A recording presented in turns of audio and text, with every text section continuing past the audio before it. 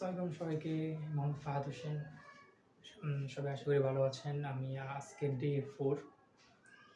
আজকে কথা বলার সাবজেক্ট হলো আমার জীবনে একটা খুব বড় ভুল ছিল, মানে ভুলটা থেকে শিক্ষা নেওয়া।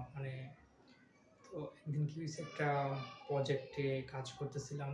তো আমি অন্যমনস্কভাবে কাজ করেছি। তারপরে ভুল মানে কাজটা করে ফেলছি। তারপরে দেখলাম ভুল হয়ে গেছে।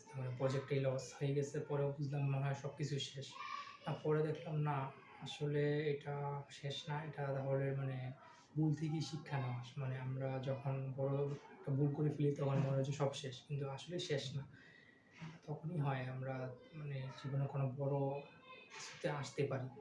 শিক্ষিত জীবনে ভুল করা লাগে, লাগবে, এটা ইচ্ছা করে হয় না, অনেক সময় হয়ে যায়। তো আসলে এটা জীবনে যদি কোনো সময় ভুল হয় বা হয়, ভেঙে পড়ার কিছু নেই। এটা হবে আর কি, এটা থেকেই সাকসেস হবে। তাই আমি আশা করবো যদি কেউ ভুল করেন